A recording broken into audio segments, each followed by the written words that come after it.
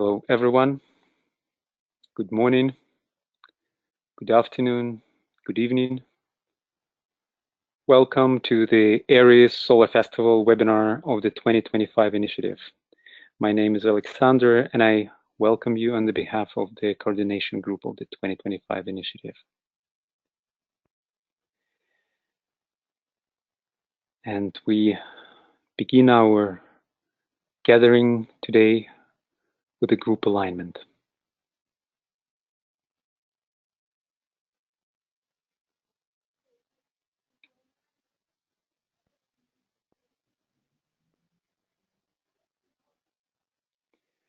We enter our group alignment, visualizing this time and space as a vast yet intimate circle of receptivity and grace.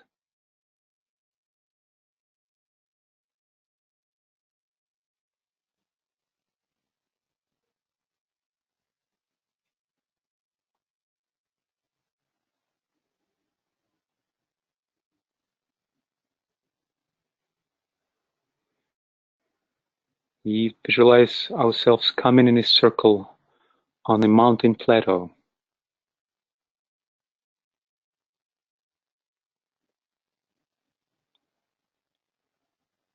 Gathering around the flame of group heart.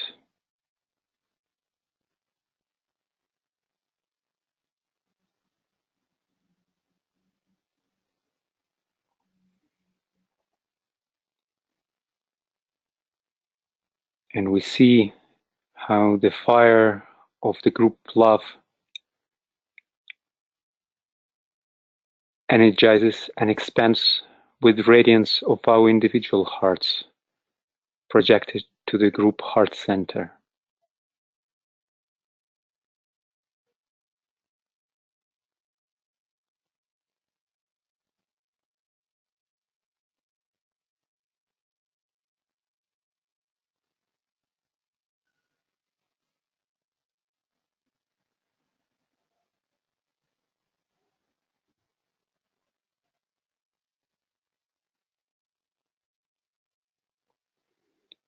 Together, we breathe in the sense of shared purpose and intention.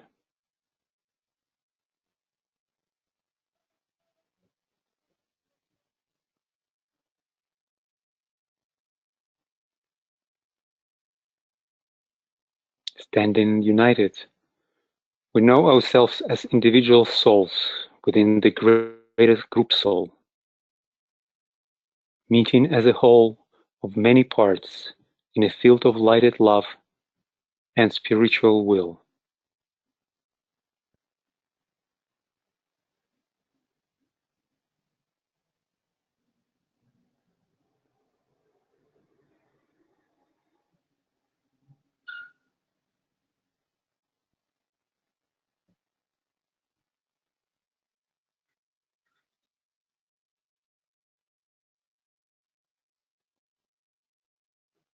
And together we enter the upper chamber, joining the highest circle of disciples gathered around Christ.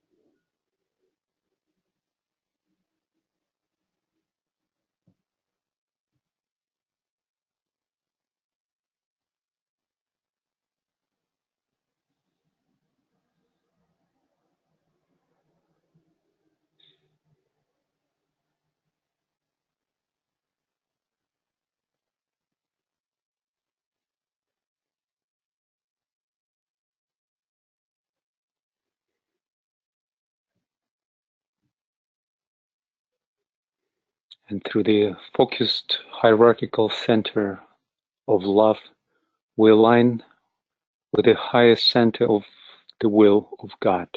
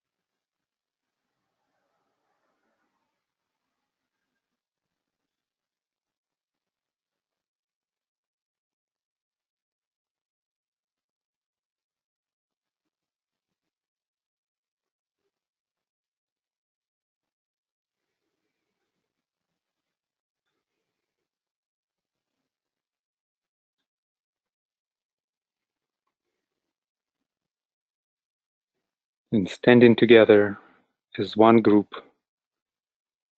as one voice, we sound the affirmation of will.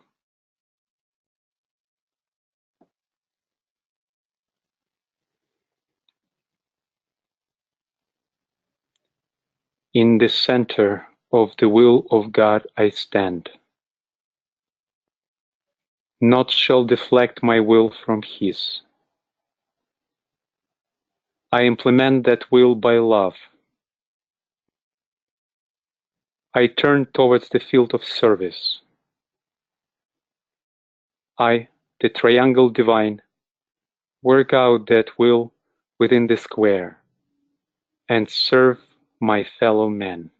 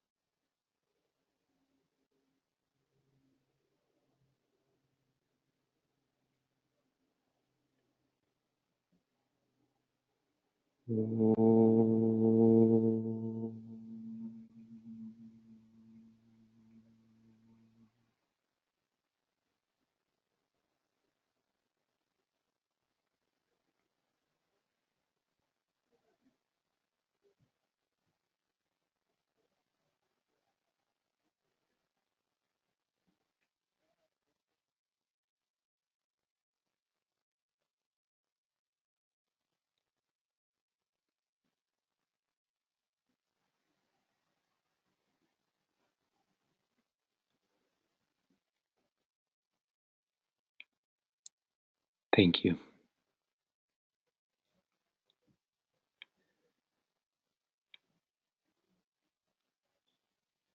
Welcome to the Aries Solar Festival webinar of the 2025 initiative. Thank you for joining the group circle in meditative service for humanity. This year, the 2025 initiative will bring the focus to the note of the year, radiating the light of the soul, grounding the real. And through all the full moon webinars, we will be focusing on one of 10 seed groups. And today we begin our full moon cycle of Aries full moon, focusing on the seed group of political organizers. And our guest today, Alex Radcliffe. Hello, Alex. Please unmute yourself. And Claire, are you there? Maybe you can introduce Alex. If Sure, Alex needs any introduction. Yeah, hello everybody. This is Claire in Dunedin, New Zealand. I'm sitting at a desk with the full moon in full view on the other side of the window. It's very potent Easter morning here. So thanks for joining us. And yes, Alex Radcliffe used a little introduction, I think, but it's my pleasure to introduce her. She's speaking to us today from the UK. She's our dear friend and co-worker. And I won't say too much other than just to say she's an astute researcher, dedicated disciple, and a very eloquent speaker. And we are very delighted to have you with us today, Alex. And very critical and important subject. So thank you very much for being with us today. Thank you, Alex, and welcome. Thank you. Can you hear me all right? Yes. We can. You can hear me. Thank you, Claire.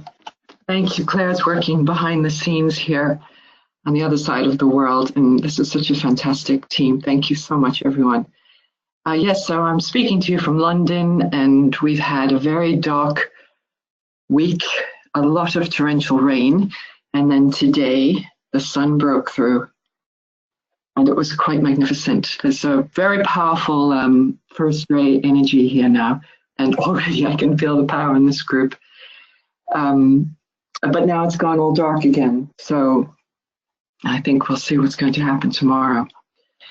Okay, well, thank you again, 2025, for organizing this gathering and inviting me to share on this very relevant topic on the day of the Aries full moon. And I want to wish everyone a very happy and blessed start to the new astrological cycle.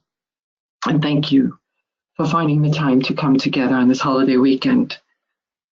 The topic of my talk today is taking back control, discerning truth and finding clarity in these worrying times and the complex information age. And we know the keynote for Aries is, I come forth, and from the plane of mind I rule.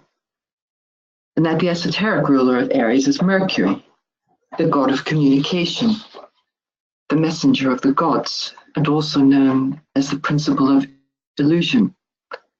So it's appropriate then that we'll be discussing the challenges of finding our way through illusions to clarity and truth.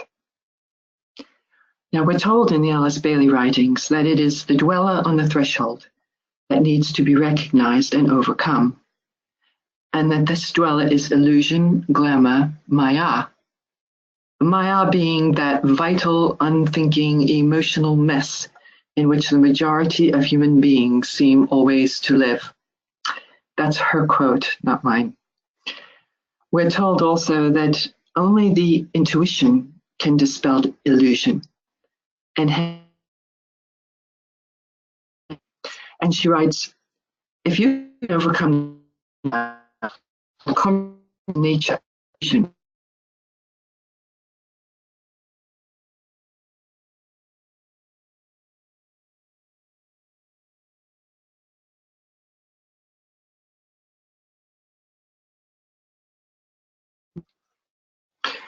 we're reminded that Roberto Assagioli teaches in his Act of Will, I have a mind, but I am not my mind. It is a valuable tool of discovery. Its contents are constantly changing, thus, it cannot be myself. We need to use the mind to bypass the mind to contact the source, which gives us the energy and the inspiration to do the work and to discover truth. For Jesus said, if ye continue in my word, then ye are my disciples indeed, and ye shall know the truth, and the truth shall make you free. Well, just as there are succeeding planes of body, mind, and spirit, so too are there different levels and meanings of truth, ranging from concrete factual through subtle to absolute reality. For a moment, let's imagine that it was, let's say, 2,000 years ago yesterday, on Good Friday, when Jesus Christ stood before his accusers. We're told he was mostly silent, except for this. He said, for this cause came I into the world, to bear witness to the truth. Pontius Pilate, upon hearing this, replied, what is truth? And he did not stay for an answer. The story of the crucifixion and resurrection elucidates what happened after that. What did Pilate mean when he asked, what is truth? Well, this has been much debated. Was he angry and fed up? Did he shout, what is truth? Or was he stunned into a kind of self-reflection? What is truth? Or was he mocking, as many suggest? What is truth? This last possibility, dismissive, as if to suggest that there's no such thing as truth, that all truth is relative anyway, and who knows what truth is.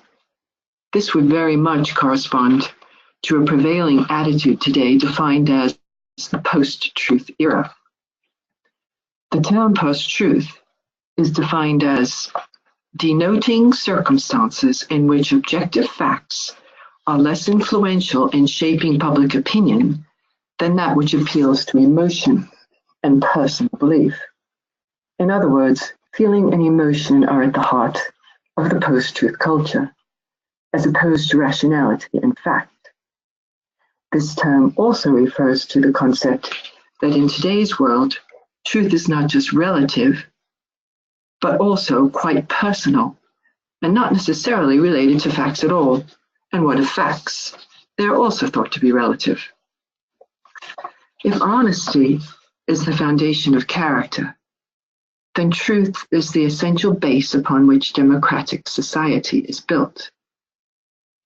In his recent book called On Tyranny, Yale history professor Timothy Snyder writes, "To abandon facts is to abandon freedom. And if nothing is true, then no one can criticize power because there's no basis upon which to do so." So what are the facts and how do we know them? What we experience across all media today is the obfuscation of facts, the deliberate creating of misinformation, and even the withholding of the actual truth. We ask ourselves, what really happened? What did they actually say? And then we ask, well, what did they actually mean? And what didn't they say? Thus, we enter a whole different realm of our own perception and discernment.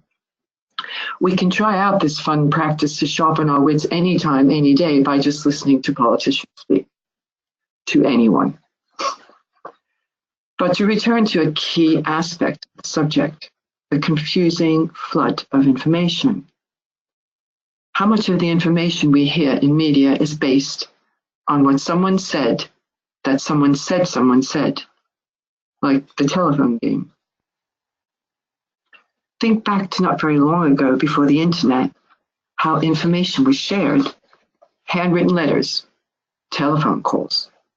Before that, messages were carried on horseback. In ancient times, there were orators in the marketplace. They gave out pamphlet literature. Then official publications expanded. The church and the theater influenced public opinion. And the building of roadways facilitated the spreading of information. And there was the big revolution, Gutenberg's printing press, which printed the first Bible. By 1500, printing presses were in operation throughout Western Europe and had already produced more than 20 million volumes. The invention of the telegraph, photography, broadcasting, radio and TV, and then computer technology, each of these increased new forms of information and the speed at which you could travel, and in unprecedented quantities. As early as the 17th century, it was widely recognized that information could be used to modify public opinion in a desired direction. Propaganda is defined as information that is not objective, but used to influence or further an agenda or promote an emotional response. Propaganda was used during the Reformation, the American and the French revolutions, and it reached heights of organized dissemination during the First and Second World Wars. With the advent of television came a whole new means of persuasion to alter the thoughts of the public, with not just words but sound, music, and images. And then came advertising with its dubious messages. It's an eye-opening study to look at the life and work of a very little-known figure today, whose potent influence throughout the 20th century and into modern times has never really ceased. His name is Edward Bernas, an Austrian-American, and he's known as the father of public relations, a term he invented to replace the word propaganda, which fell into disrepute after World War II. Now called public relations, propaganda has a prominent role in the work of most peacetime governments. Today, we generally accept PR as being ubiquitous and moderately innocent.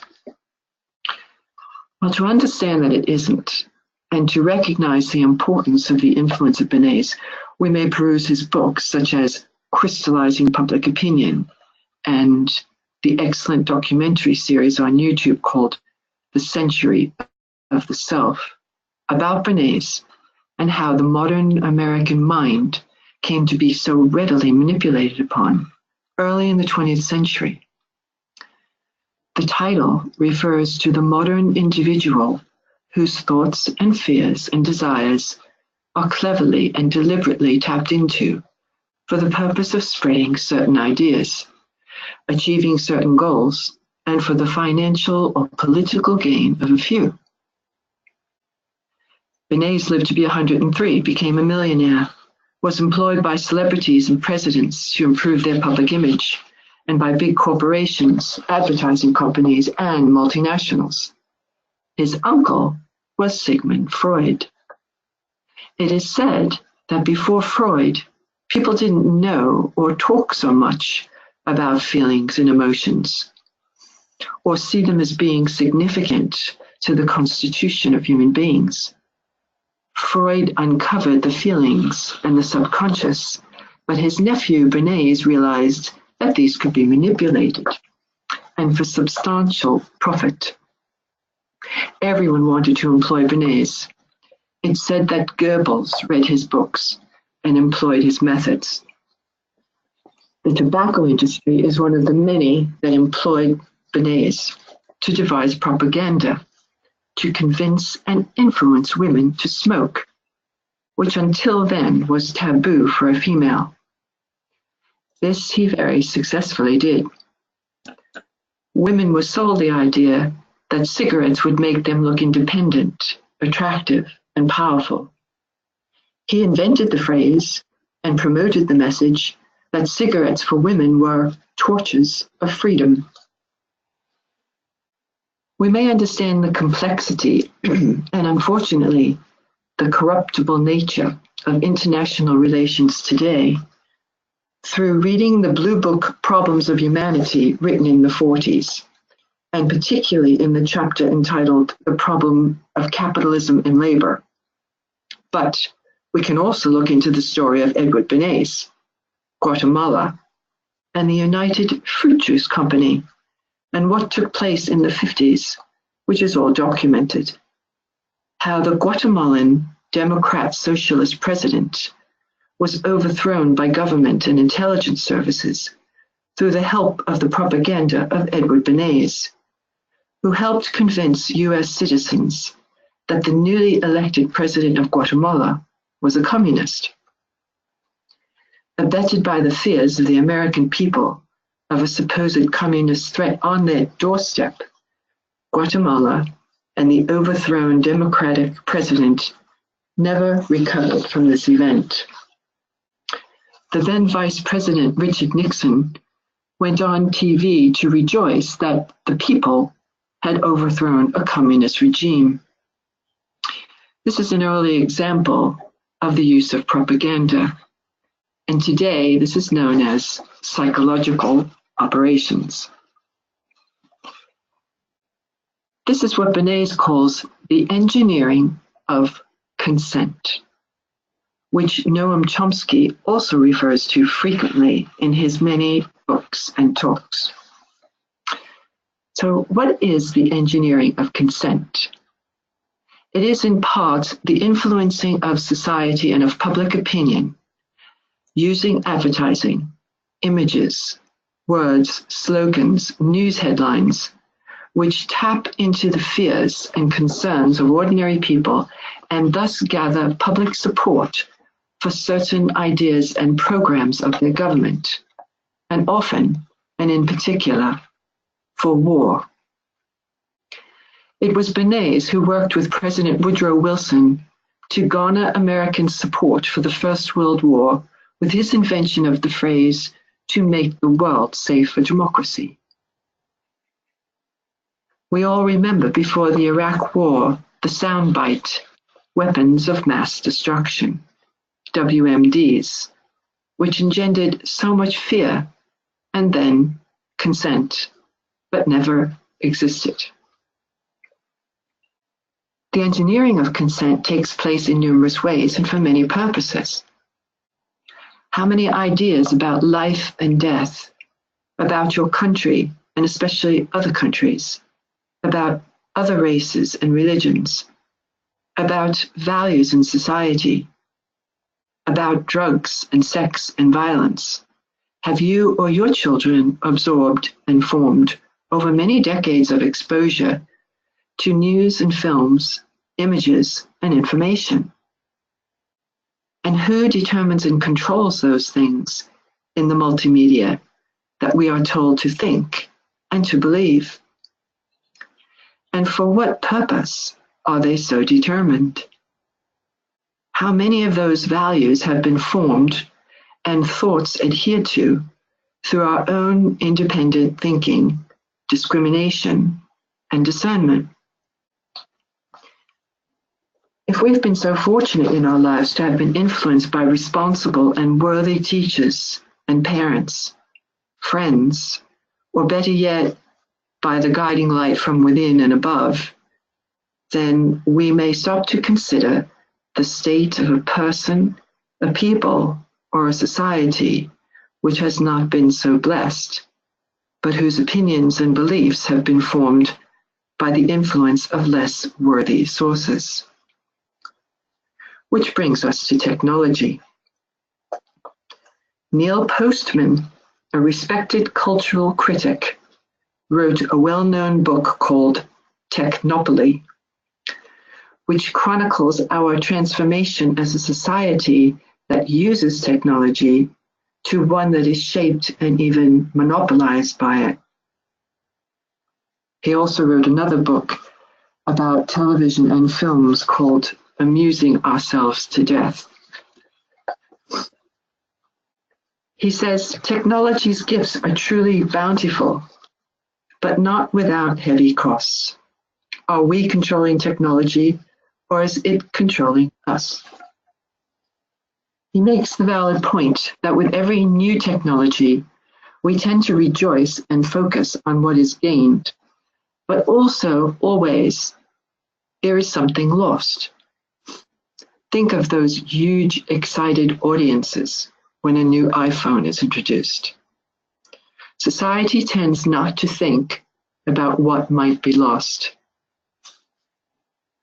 Another new relevant little book by Catherine Price is called How to Break Up with Your Phone. It's not only about phones, but it's about what she calls the real WMDs in our lives, wireless mobile devices. It's humorous and it's very well researched, and it offers helpful hints on how to, quote, set yourself free from a life lived through a screen, and many practical tips for taking back control from this form of technology.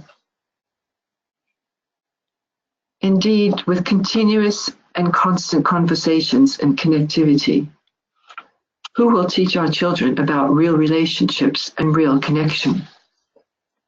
A valuable lesson when first introducing children to the dazzling world of digital devices, and before they enter a life lived through a screen, would be to sit down with them and discuss, what do you think is the difference between communicating with a real person and this device? Let's think about it. Catherine Price also writes of the new movement amongst young activists in technology, people like Evan Williams, ex-CEO of Twitter, and Tristan Harris, ex-ethicist designer from Google. And Tristan Harris's organizations called the Center for Humane Technology and Time Well Spent, which is a world-class team of former tech insiders and CEOs who are advancing thoughtful solutions to change the culture, the business incentives, and the design techniques that are driving how technology hijacks our brains. This group of bright young things, some of them students of neuroscience, have walked away from their careers in Silicon Valley, disillusioned with working in what is called the attention economy. The attention economy is defined as an approach to the management of information that treats human attention as a valuable commodity. That is, a market which is dedicated to, fights for, and profits from capturing your and your children's attention. A commodity which is our most valuable personal resource in life. A New York Times analysis calculated that as of 2014, Facebook users were spending a collective 40,000 years worth of attention on the site every single day. The global problems we face, Harris says, how to make democracy work, climate change, these require our undivided attention. His insights are chilling, and I quote, "Never before in history," he says, "has the decisions of a handful of designers working at 3 companies had so much impact on how 2 billion people around the world spend their attention. In the 70s, when you used your telephone, there were not 1,000 engineers on the other side working on how to be more persuasive." He knows, having worked in what is called the Persuasive Technology Labs at Stanford University. It's no mystery, he points out, why Bill Gates and Steve Jobs were known to restrict their children's screen time. They knew something we don't. They're designed to be addictive. These activists say, and I quote, "Technology is never neutral. Companies are competing to touch your fear, anxiety, or loneliness, and are destroying our kids' ability to focus. It's what we call in the business a race to the bottom of the brainstem. Or we might call it a race to the lower chakras. We are creating a world of distraction," he says. "It is an uncontrolled global experiment of an entire business predicated on manipulation of the human mind. No one knows the long-term impact of these devices we carry around in our pockets." Unquote. Goodness. I don't know much about the brainstem, but as an educator, I can say these claims are not in the least exaggerated. I once wrote a mindfulness article entitled, "Are You Connected?" And I quote from it here. "Although there was a time when a family in the same room, the same car, at the same table spoke to each other, perhaps there was never a time when strangers spoke to strangers on, say, public transport. But today, casting a glance down the car of the train, every person has a device, and every device has sucked in a person. Are we all strangers, strangely disconnected? Do we all want to be somewhere else, with someone else, every single moment?" A recent survey showed that 54% of people born in the internet age say that they prefer texting to talking to people.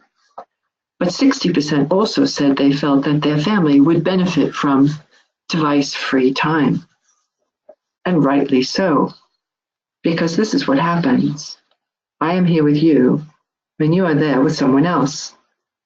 That's exactly what it is. In a room, at a restaurant, on the tube. I am here with you, friend, family, or stranger, and you are talking with someone else, and are somewhere else. In another study, 70% of people said the smartphone was ruining their romance or relationship. Their relationship with whom? Their partner? Or everyone here now as well? Of course, this is not us. We may feel completely in control, and that we use our WMDs, not that they use us. Good. We may have transcended the addiction that's so prevalent today. Perhaps we are not the ones who respond like Pavlov's dog to every blip and beep of notification. Nor are we the ones who are distracted when opening emails and suddenly find ourselves endlessly scrolling through Twitter or Facebook instead. But nevertheless, we will know someone to whom it does apply, and it behoves us to understand this has completely reshaped society today.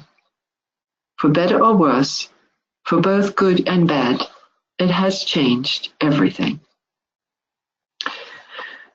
Now, in considering this avalanche of information, influence, and distraction in our search for clarity and truth, we cannot find a better discussion point than Plato's allegory of the cave.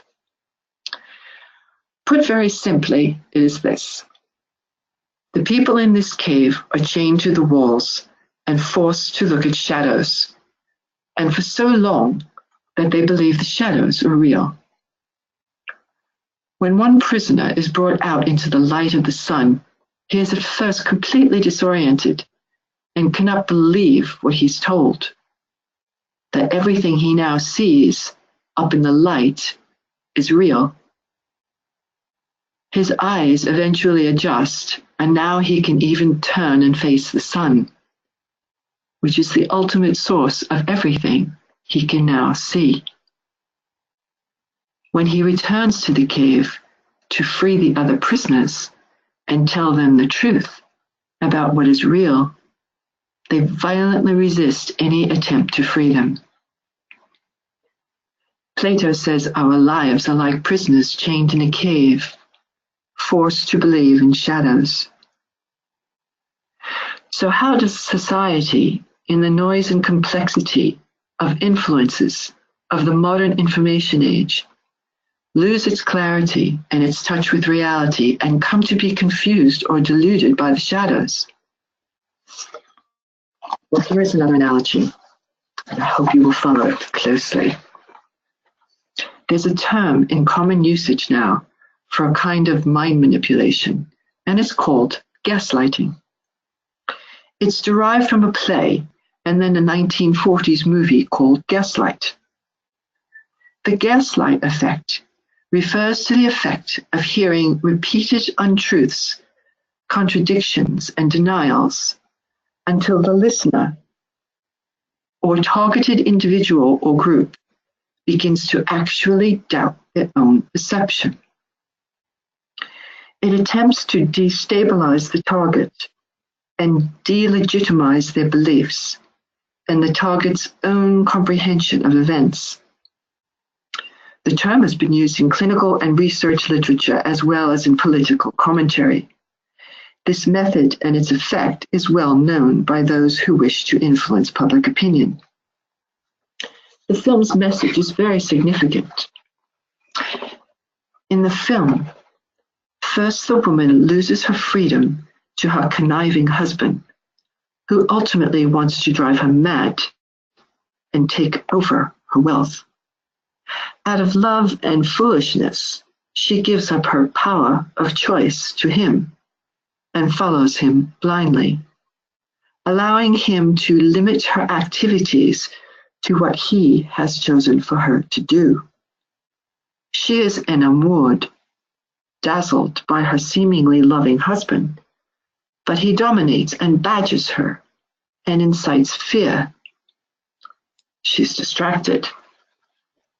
First, she is dazzled. Then she surrenders her will, her control, and becomes progressively more removed from the real world. Then she loses her clarity. Once she loses clarity, she doubts her own perception, becomes confused, and starts to believe everything she's told. She's more and more susceptible to lies and illusion. He deliberately creates the illusion that the gas lights are flickering and tells her that what she sees, the flickering lights, is not true.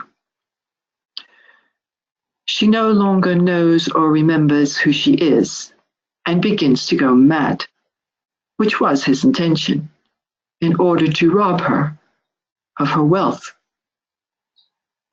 Eventually, spoiler alert, she is saved by grace and by a glimmer of light that comes from beyond her limited world in the form of another person who by chance has momentary contact with her, because until now she's been imprisoned in her home by her husband.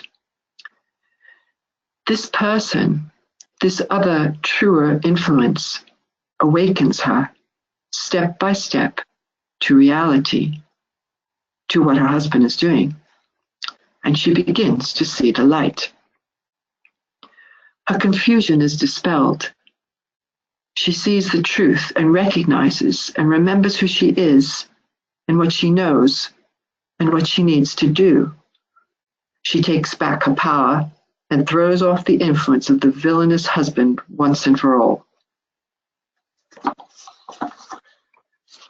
For our purpose here, we can substitute any number of sources from modern life, of bedazzlement and distraction, or malign influence. We can insert, for example, the media, the distraction of celebrity, news that is not news but is entertainment, technology, breaking news which is always breaking, that useful little phone or tablet in our pockets we so love, gossip, the story behind the story, hearsay, an attention-seeking political leader, a friend, a relationship, or a teacher, someone or something that ignites our fear. These take our attention and cause distraction. Whatever it has claimed our wealth and usurped our power. The less we know who we are, the more we are confused and influenced by what others say. The woman in the film is led into a fog of doubt and can no longer discern truth and reality. There's a powerful line from the Bhagavad Gita, which the Lord Sri Krishna spoke to Arjuna. And he said, "Cleaving asunder with the sword of wisdom the doubts of thy heart, which thine own ignorance hath engendered, follow the path of wisdom and arise." Perhaps, unlike the woman, we think we have clarity. We're not mad. We're in control. So in that case, we can afford to dig around in the cave, in the darkness, and find out what's really going on. The story behind the story, because we want to know. And this way, we'll eventually emerge into the light of knowledge. But we can also ask ourselves, at any one time, how much do we need to know? I have, say, a new phone, a car, or a new electrical appliance. They all come with a manual of instructions in many languages. I leaf through the 100 pages and I ask myself, how much do I really need to know? I have a new dryer that I'm sure walks and talks, but I've found the one setting that dries the clothes. Perhaps I'm being ignorant and I might be missing something that could transform my life. This is also a possibility. But how much do I need to know to function effectively and fulfill my purpose wisely? A rule of thumb might be, if you really don't know very much, perhaps you need to know more. But if you know so much it's giving you indigestion, perhaps maybe you should know a bit less. Another simple analogy, in the famous novel To Kill a Mockingbird, the children get into great trouble by delving into the darkness of that haunted-looking house on the street, where the scary man Boo Radley lives. They just couldn't stay away and leave it alone. Darkness is like that. People can't leave it alone. Did you have a questionable, spooky house on the street like that when you were a child? Do you have one now? Do you know what's going on behind all the walls in your neighborhood? It's a good thing we don't. But here's the key point. Whatever we know or we don't know, our service to humanity remains the same. It is this: we need to heal the harm, whatever it is. If we know of harm, if we see or discover harm, and we are able to fix it, heal it, then this is what we are responsible to do. The harm to our planet, to our society, to our democracy, and to ourselves.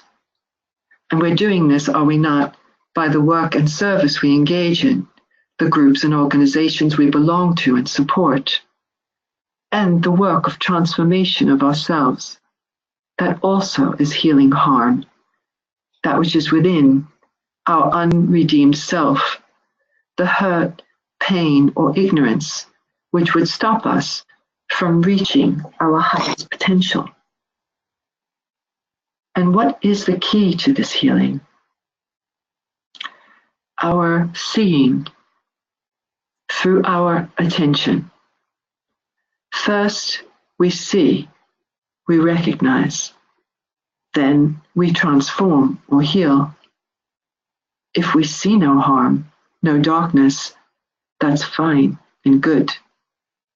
Do you know that sentence that's always rolled out when there is a big cover-up of anything? They say, move on, there's nothing to see here. But there's always something to see, to discern, and to understand. In speaking about healing in relationships, the Buddhist monk Thich Nhat Hanh says, to be loved is to be seen, to be recognized. So he says, first tell your significant other, I see you. Then, I am here for you. I heard these insightful words recently in a political drama which was full of dastardly deeds and intrigue. The character said, when everything around you seems to be lacking in integrity, what do you do? I think you have to find it in yourself. You change the world from where you are standing. Assagioli said, first, know thyself, then master thyself, that is, take control, then transform thyself, and thus the world. To master our thoughts, we must identify with the master, not the thoughts. I am in control, not my thoughts. We become that which we identify with, or another way to say it is, your life is what you pay attention to.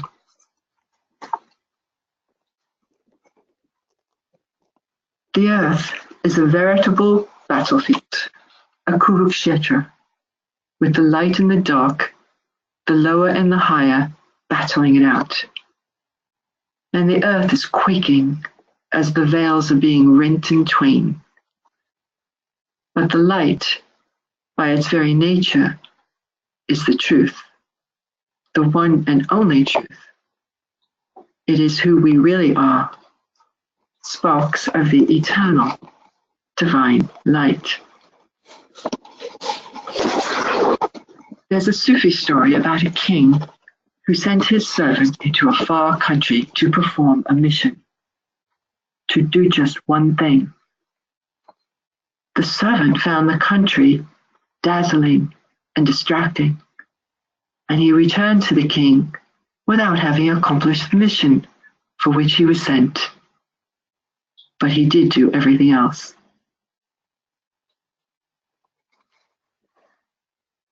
William Wordsworth wrote, our birth is but a sleep and a forgetting. The soul that rises with us, our life's star, hath had elsewhere its setting, and cometh from afar. not in entire forgetfulness, and not in utter nakedness, but trailing clouds of glory do we come. We have been sent here for a purpose, and it is a very high purpose indeed, not to be forgotten, lost in an iCloud of unknowing. We put our hands over our eyes and cry that it is dark. But every moment is an opportunity to begin again, to uplift and to heal. Above the clouds, the air is clear, and the sun is always shining, even at night. Now that is a fact. And here's another fact. Today, hundreds of people in your neighborhood and millions around the world, if so fortunate, will get up, feed their families, and send them on their way with love. This love is the warp and woof of humanity. Until we hear this being broadcast in the news, we are simply not hearing the whole truth. In the Gnostic Gospel, according to the disciple Thomas, Jesus says, "If you will know yourselves, then you will be known, and you will know that you are the sons of the living Father. But if you do not know yourselves, you are in poverty, and you are poverty." The world of breaking news and shadows, of glamour and illusion, is a world of poverty. And the only light that dissipates the fogs of glamour and confusion is the light of the soul.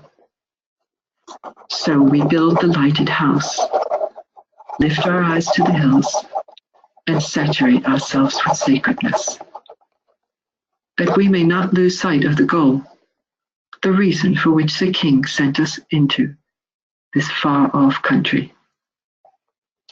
And that we may, as we celebrate this Easter, like the Christ, set our faces to go to Jerusalem, the place of peace, with love, determination, and the power of our God-given will.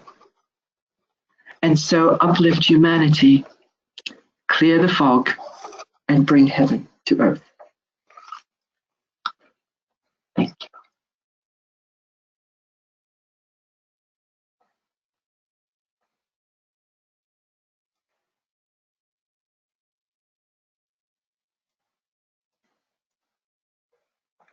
Thank you, Alex.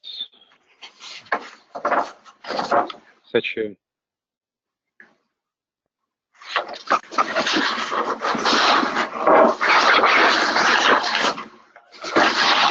ethical topic, because this is what is the truth.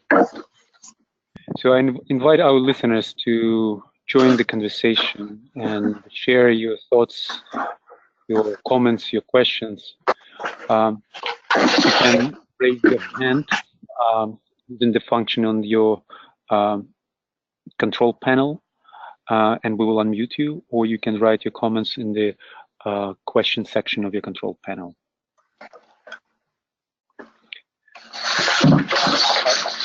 Alex, just one technical comment.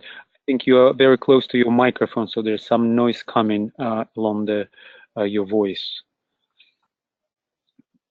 So, thank you.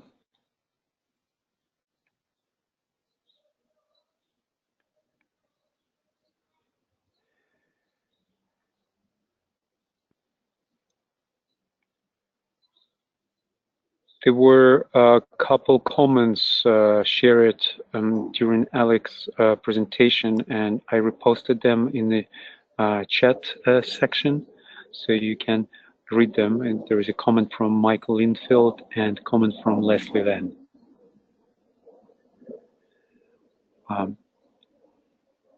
I will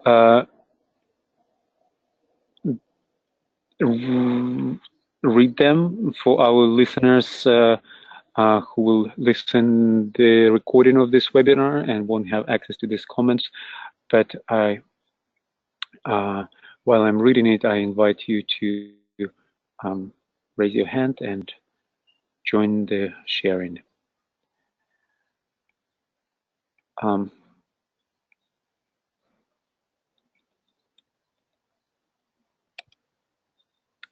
just reposting. There is one more comment came.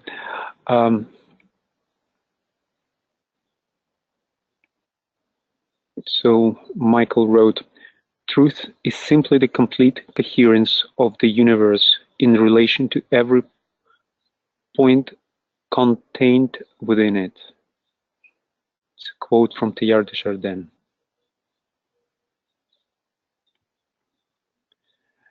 And Alex, please don't forget that you muted yourself, so please feel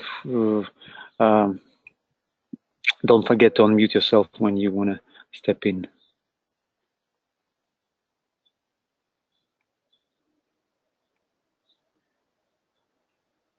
Leslie then wrote, "Sharing examples of disinformation and propaganda. This has been attributed to Goebbels. Truth is the greatest enemy of the state." The full version. "If you tell a lie big enough and keep repeating it, people will eventually come to believe it.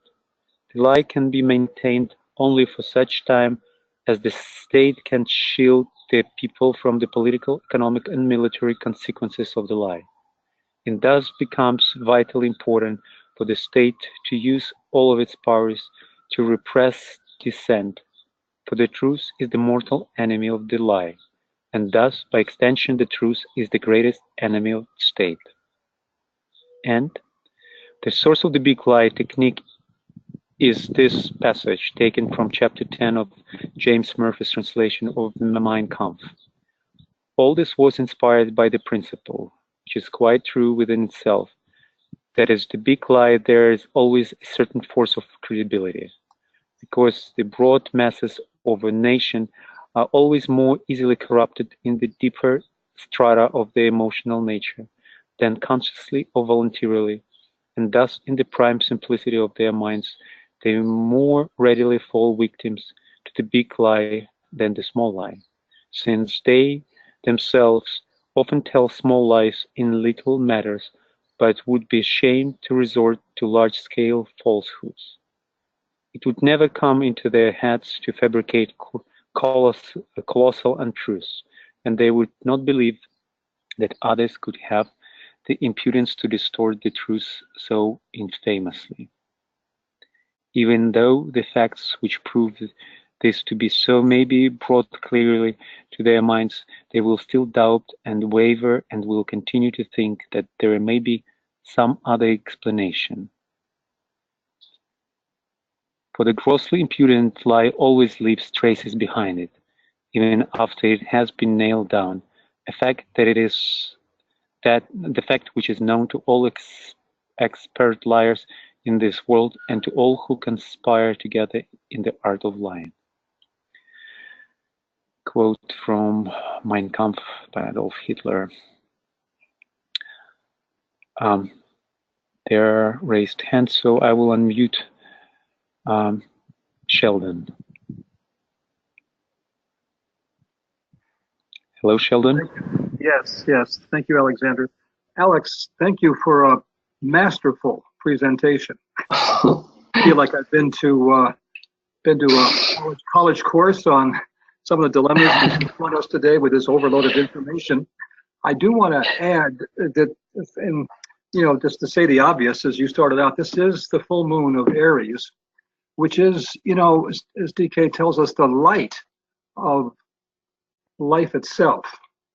So when we look for the light, we see the light, life energy pours in, and if it doesn't, walk away. So this seems to me that we have in some of these teachings some very clear ways that we can guide ourselves into and toward the light. And as Michael's quote said, we can begin to see all the many points, or most of the many points, contained within as part of a potentially harmonious whole. So thank you for for your gift to us. I can imagine what you went through to put it together, and even the toll it takes to think along these lines. Frankly, I spare myself. Being not so good at technology, I refrain from most of this stuff, but thank you for your gift today.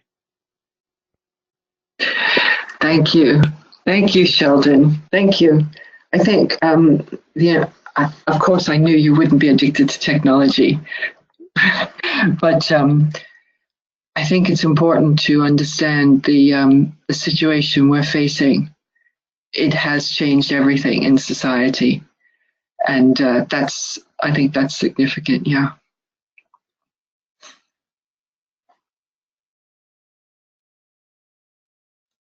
I will unmute Starlin. Starlin, please unmute yourself on your end.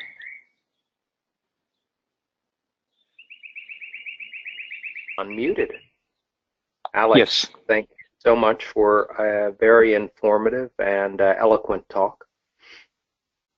I was hoping that you could comment briefly, for those who may not be familiar, a little bit about the distinction between Maya, glamour, and illusion, and also briefly recap the techniques that are useful for each of dissipating each one of those. Perhaps in the context of the talk that you just gave about, the massive information, if that's not too tall of an order. Are you asking me, Starling? Yes. So Michael Robbins has a weekly webinar called Dissipation of Glamour, and we are reading the book and rereading the book and studying the techniques. I don't think I could summarize them here, but certainly illusion is on the mental plane, and right. Glamour is on the astral plane. And if we think that the first quote from Alice Bailey about the most of the world being in an emotional mess, then we understand that it's glamour that's the big problem. But we can also see as there's so much mind developing now, how illusion comes into it as well. So I would say to look in the book and study those techniques. They're beautiful meditations. There's quite a lot of them. Right. And the fact that we come together every week and we try to, practice this. It's a matter of focusing our light. Yeah. I think it's the best I can say here. Well, that's wonderful. I didn't know if all the listeners were aware of that or what you had touched on earlier. So thanks for providing that extra information. Well, thank you, Starling. And Glamour, a World Problem. It's a must read and a must study. Yeah. Great. Thanks again, and I'll see you in the triangle as well that we do. Thank you, Starling. All right. Thanks for coming. Thank you. Sure thing. There is a comment from Antonella. I will read it. It's a quote from Agni Yoga community. Only tested consciousness understands the value of the seat of reality, truth. Rulership is not in crowns, nor in crowds, but is in the cosmic expanse of ideas. Thus the teachings of life complement each other, having no need to attract multitudes.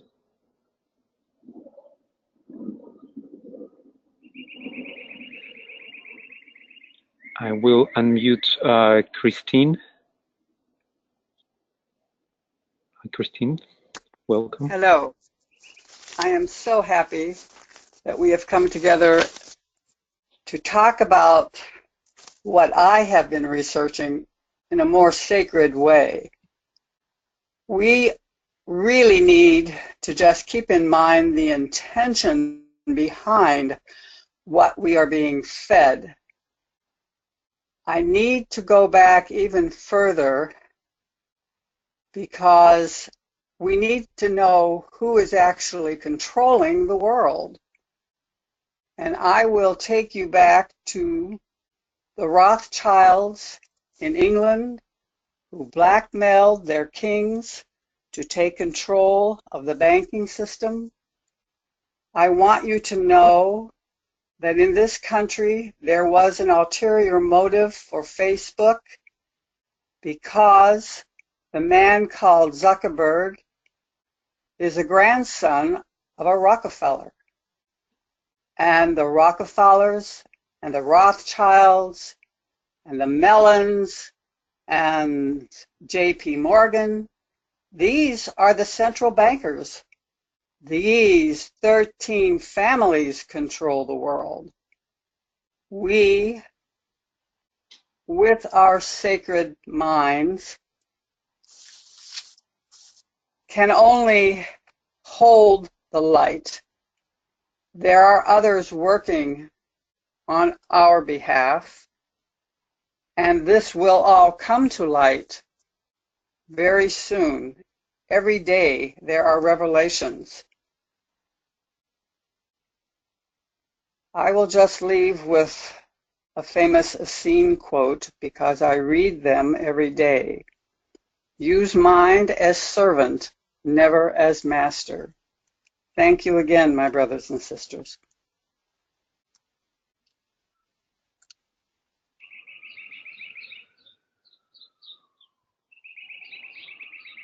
Thank you, Christine.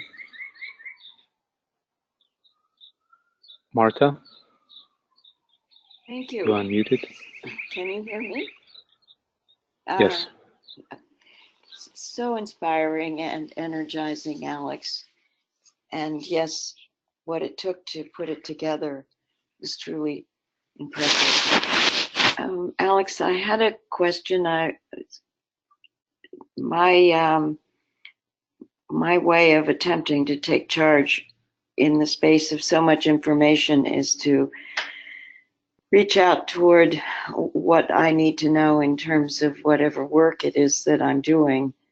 And sometimes the focus, if it should be information on the culture of peace or information in terms of exposure, should it come to our economic system, whatever, helps me determine how long and how much I will pay attention to that. But my question is that perhaps you have some sources that you can count on to further help us take charge of this very complex world we live in. Happy Easter, happy new moon, and thank you so much. Hi, Martha. Thank you so much. I think what you're asking is, what are my sources for real information? And that's a question we all have, and we have to talk about.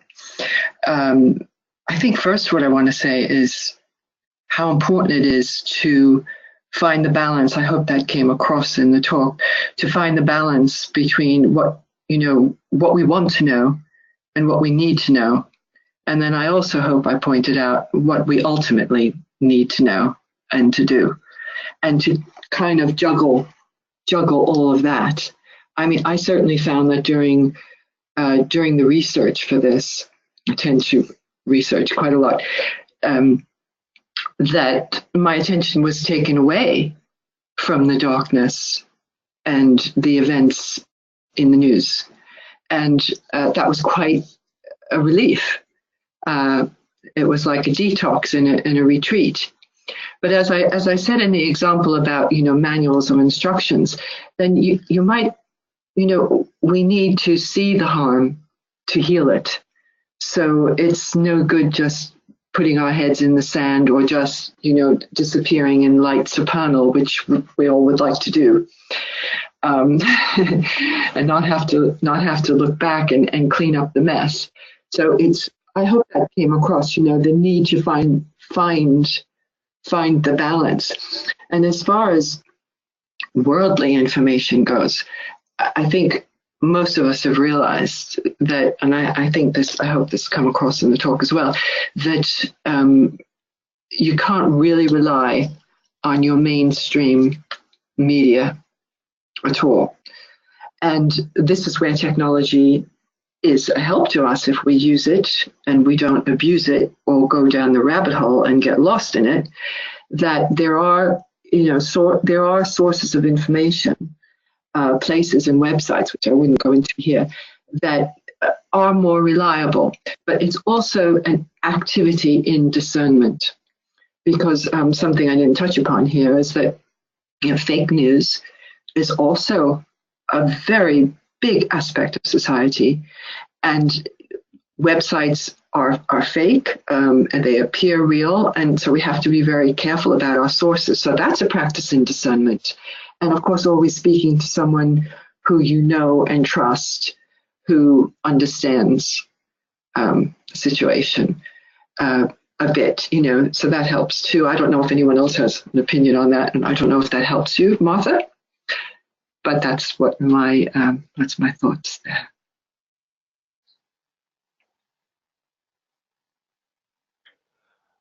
I can point our listeners to the summary of the resources that Alex shared with us. You can find them in a handout section of your control panel. And for our listeners, after the broadcast, this list will be available on our website along the recording, so you can download and follow all the resources. And thank you very much, Alex, for preparing that list. And I absolutely agree with you that discernment in addressing our resources is very important at this point. And from own experience, I can say that even those resources that we see as alternative and expect them to be truthful, not necessarily as such.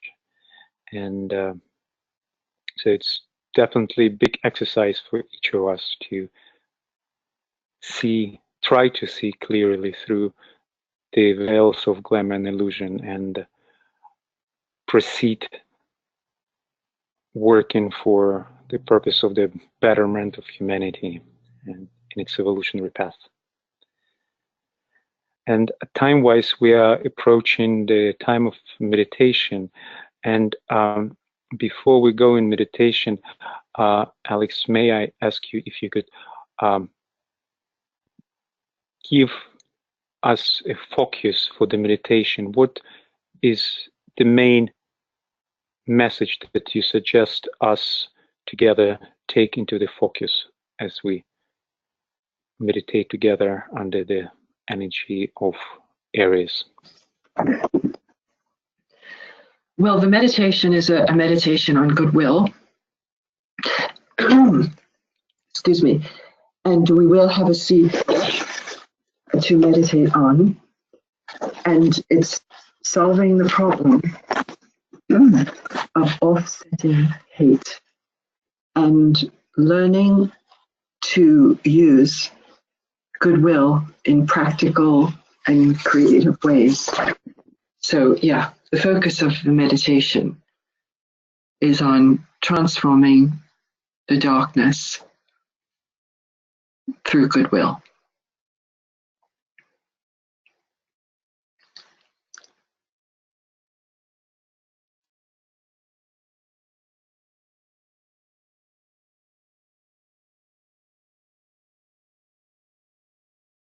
Shall I begin? Please.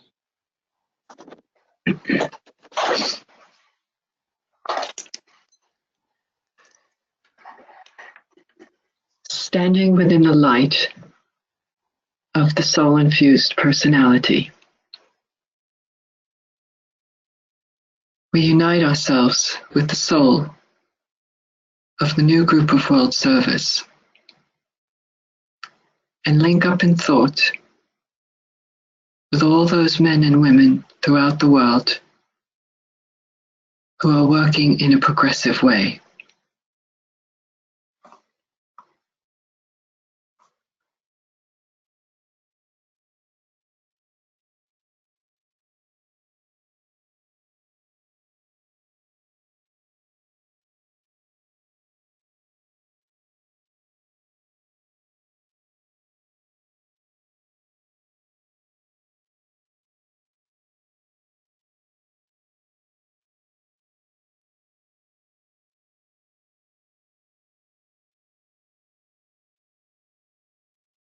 we reflect upon the fact of relationship, our relationship to our families, our communities, our nations, the world of nations, and the one humanity.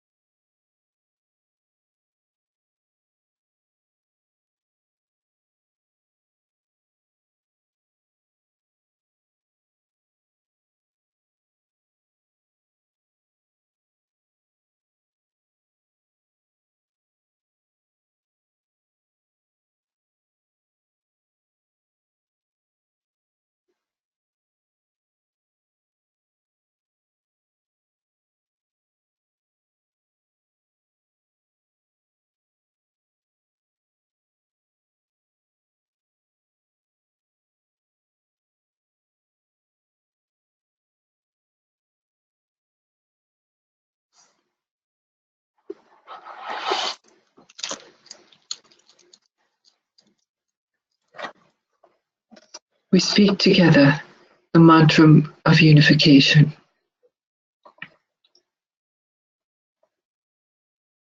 The sons of men are one, and I am one with them. We seek to love, not hate. We seek to serve, and not exact due service. We seek to heal, not hurt. Let pain bring due reward of light and love. Let the soul control the outer form and life and all events, and bring to light the love that underlies the happenings of the time. Let vision come and insight. Let the future stand revealed. Let inner union demonstrate, and outer cleavages be gone.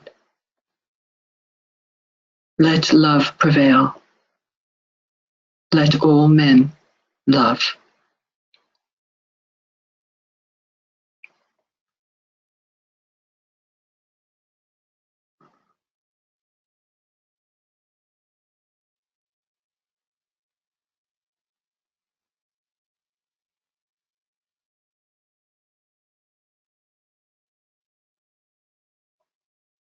We reflect upon our own and humanity's relationship with the spiritual hierarchy, the inner government of the planet.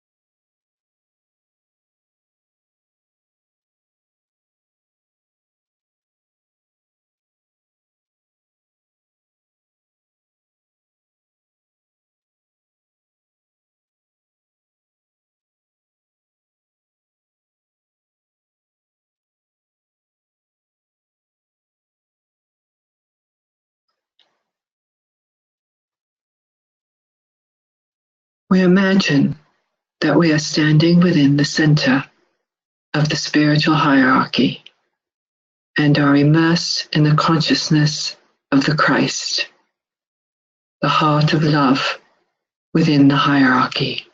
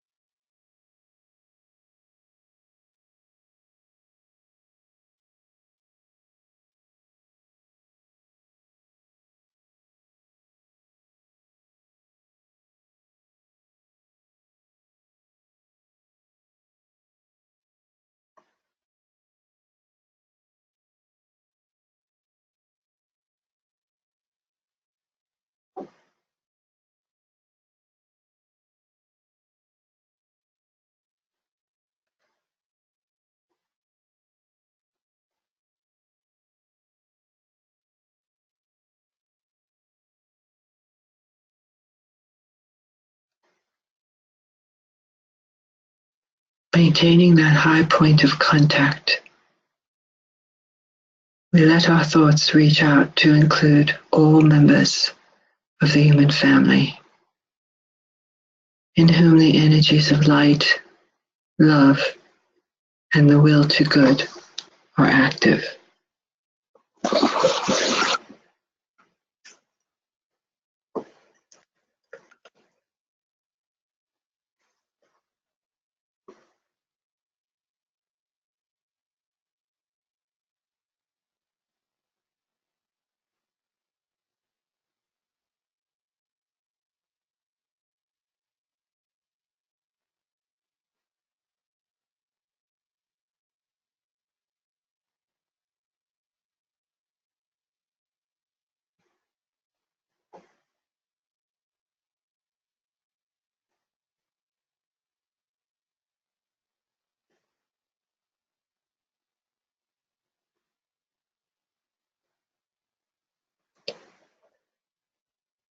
We sound the invocation of light. Radiance are we, and power. We stand forever with our hands stretched out, linking the heavens and the earth, the inner world of meaning and the subtle world of glamour. We reach into the light and bring it down to meet the need. We reach into the silent place and bring from thence the gift of understanding. Thus with the light we work and turn the darkness into day.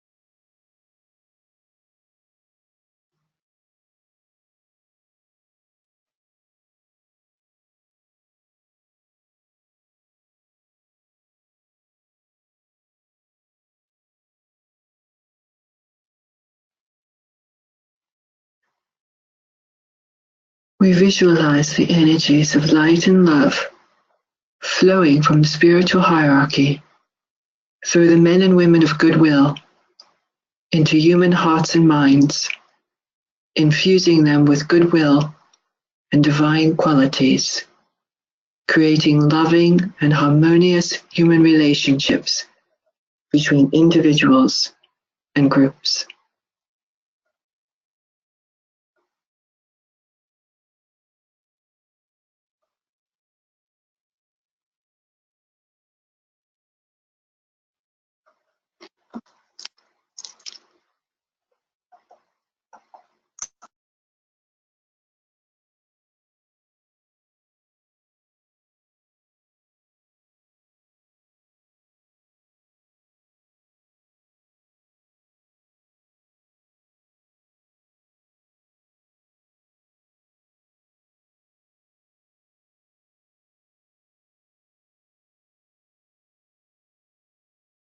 We meditate on the psychological renewal of nations, knowing that goodwill can bring solutions. We use the seed thought. The spiritual problem which we all face is the problem of offsetting hate, and this through the technique of trained, creative, and practical methods of goodwill.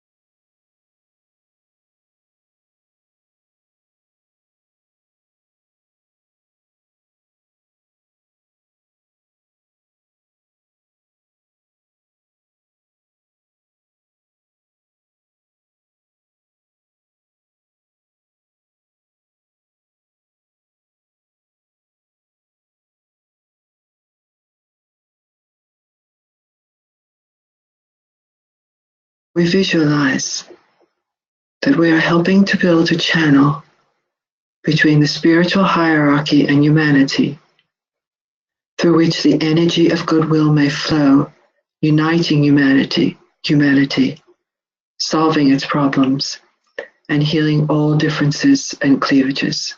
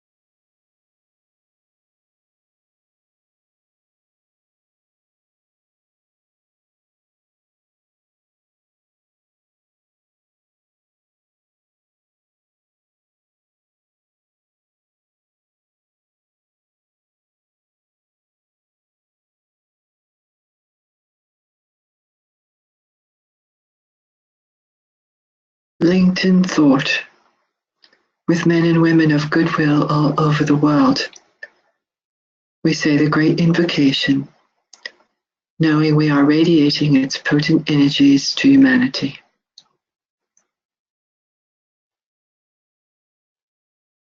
From the point of light within the mind of God, let light come forth into the light of men.